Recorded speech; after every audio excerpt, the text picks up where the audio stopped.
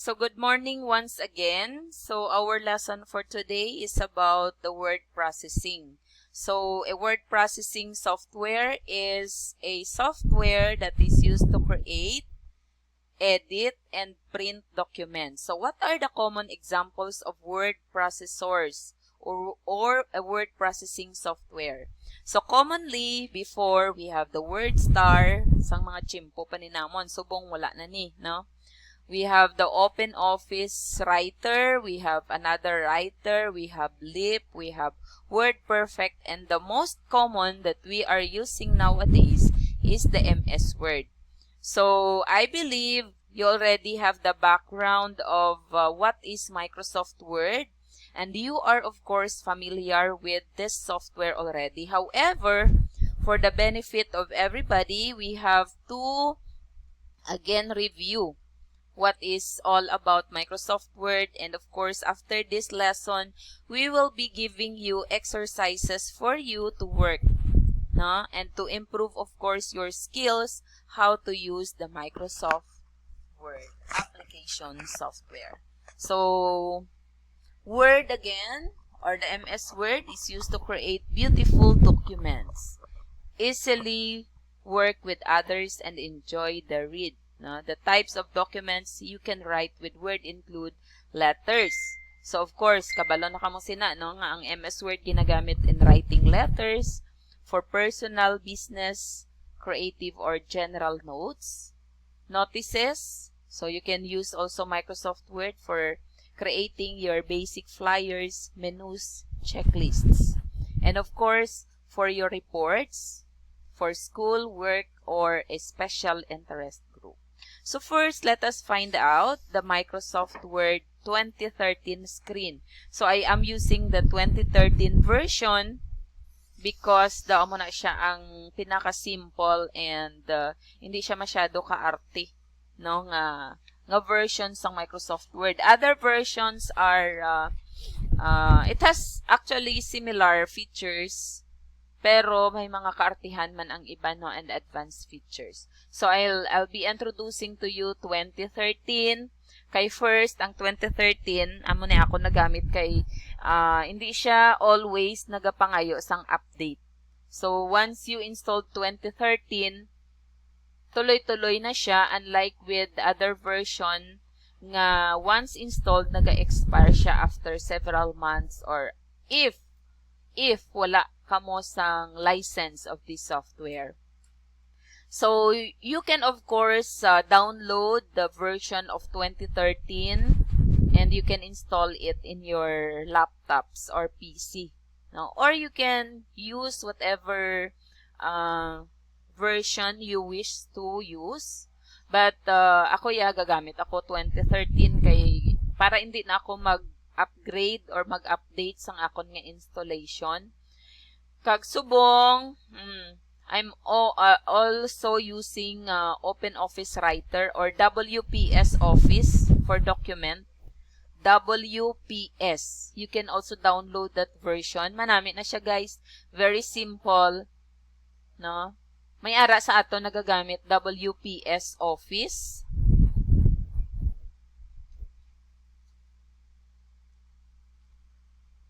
Anyone? Yes. Ako man, muna man ako nagamit kay nang do kahupos lang No? So, pwede man kamo kagamit sang 2013 nga version or whatever version, or kung nagagamit kamo sang WPS Office, okay gid siya, guys. Namian man ko sang WPS nga Office. So, for now, we have this kind of we have this one. Okay, we have this screen. So let us all familiarize with your Microsoft Word screen. First, you have the quick access toolbar at the top, no? Sa babaw-babaw gitna. You have the file tab, no? Inang mga tabs mo like file, edit, insert, na those are your tabs. You have your insertion point where your cursor is found. This is your document window, your vertical ruler, and your status bar below. So please just familiarize with that. Okay, different options below for view options. Then you have the zoom slider. We have your ribbons. Okay, ribbons displays several commands, no? You also have your ribbon collapse, your horizontal ruler, and then your scroll bar. So those are the MS Word 2013 screen elements, no? So in Microsoft Word, let us familiarize ourselves with the different terminologies for alignment. So alignment refers to the position of lines. No? So you have there left align, center, right align, and then justified. So those are the different alignments. Then the backspace is used to delete data to the left of the insertion point. Okay, makita ninyo, we have bold characters, meaning naka-highlight, mas kitaon siya, no? So this is an example of a bold text. Okay. So we also have bullets, terms as bullets. So these are special characters or symbols that we usually use, no, to set off our paragraphs. So this is an example of bullet. Okay. Centering. So you are also familiar with the word centering, no? Gina-center natin ang text sa screen. Then what are clip art? So clip arts are pre-designed images that can be placed within our document. Close. Ano ang close? It closes the document and offers to save the changes you made to the document without exiting the program. Na copy. Ano ang copy? So usually it is used to create a document, a duplicate of highlighted texts. Okay, cut, that is if you want to remove the highlighted text. Then what about default? Default setting is the software manufacturer's preset option, meaning ara na siya, naka-set na siya, but of course we can always change that one, no? Default settings na set na mismo sang manufacturer. Okay, ang command or function, but we can of course reset or change the default settings. Document is another name for a file. So maghambal kita document, it's a file. Font, of course, balaan na ninyo ina. So you can of course change the different fonts. Your font from Times New Roman to Arial Black to Arial and so on and so forth. At the same time, you can also change the fonts, the font size. No, you can of course change the font formatting. No, you can enhance the font formatting to bold, center, underline, point size, points, etc. We also have the Format Painter. The Format Painter enables you to copy the formatting of one word. Na, pwede mo siya makopy ang imong mag-format ka sang word or paragraph. And pwede mo siya ma-apply to another word or a paragraph. What about hard return? Ano ang hard return? You can force word to end of the paragraph and move to the next line by pressing the Enter key. So, pwede ka kagamit Enter key, Control Home, Control End, no? Or, the resulting hidden command is called a hard return, of course. Then, the I-beam. Okay, ang akon mouse subong naka-I-beam, no? I-beam mouse pointer.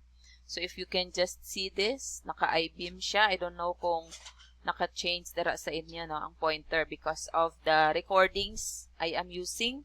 So, the mouse pointer turns into I-beam mouse point when it is within the document area. No? So, subong, I am in the document area, therefore, naka-I-beam ang akon pointer. No? So, pointer siya, then naka-I-beam. No? Indentation.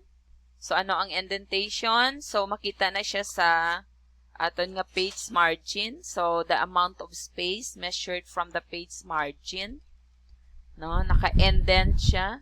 So, this one, for example, is naka-indent. Ay, sorry. Hindi gali ko ka-indent because naka-PDF akong file. So, kunari ka diri, kag nag-tab ikaw, and then your paragraph will move to the right, naka-indent na siya. Then, the insertion point, No, anong insertion point? The point at which the cursor is blinking on the screen, no?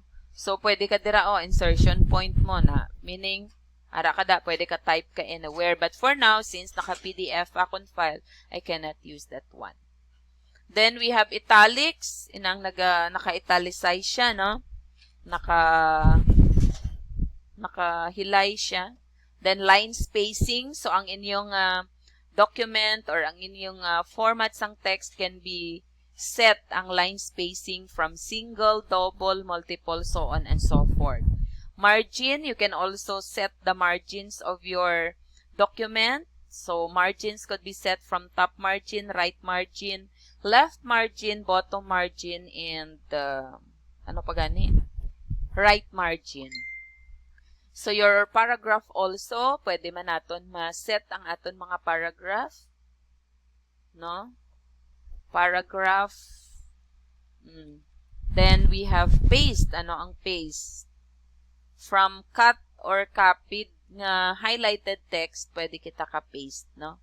Kung may gin-cut ikaw nga naka-highlight nga text, or you want to paste it, so pag-paste nimo matapik ang bag-o nimo nga copy nga text. Or from cut, no? Kung gin-cut mo man siya, then gusto mo siya i-paste into another place, you can also do that in Microsoft Word.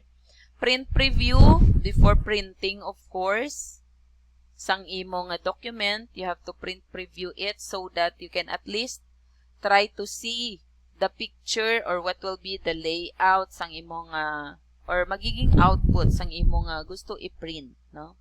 Then, wrapping, that automatically wraps to the next line. So, meaning, pag abot sa punta sang imo nga cursor, no, automatically, manaog siya sa next slide. That's wrapping, no? So, here, we have selecting text. I believe kabalo ka mo sang mag-select sang text. Are you still there? I'm sure kabalo na ka mo mag-select sang text. First, you have to place the mouse pointer. For example, this one. So, i-place mo dira. Okay, that is selecting a text. So, gin-highlight mo siya. So, once you highlight, you can copy, you can underline, you can, no? So, in WPS of Office, but in Microsoft Word, it's a different thing. So, you can also drag it across the text. Pati may drag. So, click and then move. Move is drag, no? Then, let go of the mouse. That's selecting the text. So, practice nyo lang, So, click, drag, and then, let go of your mouse. Again, place the mouse, kung ano ang imo gusto kopyahon, or i-highlight, or i-select. Click it from the beginning, and then move or drag up to the end, then release. No? So, that's selecting the text. Selecting lines and paragraph. Of course, parehas lang man na siya, no? So, in selecting the lines and paragraph, this is selecting a line. Okay. Or, you can just move here sa kilid. Okay, makadto ko sa pihak ka. Okay. This is selecting a line. No? So, meaning, dire ka lang sa kilid kadto. Once you click it, automatically, the entire line will be highlighted or selected. No? Then, also, mag-select ikaw sang paragraph. To select several lines or a paragraph, place the mouse pointer arrow to the left margin. Okay, then press hold down the mouse and then let go of the mouse. Example, ina. So, that's, Dere na ko sa pihak guys kay para makita siya. So, if this is a paragraph, makita nyo da. Okay, this is a sample of a paragraph. To select the whole paragraph, so click ka sa beginning of the paragraph, then move it down. So, that's selecting a paragraph. Kuha? Okay, very good. Thank you. Am I still here? Okay. Then we have the home tab. I don't know if I'll still have the home tab. Okay. For now, I'm using WPS Office. So, if you click the home tab, okay. So the Home tab has the groups of commands that people use most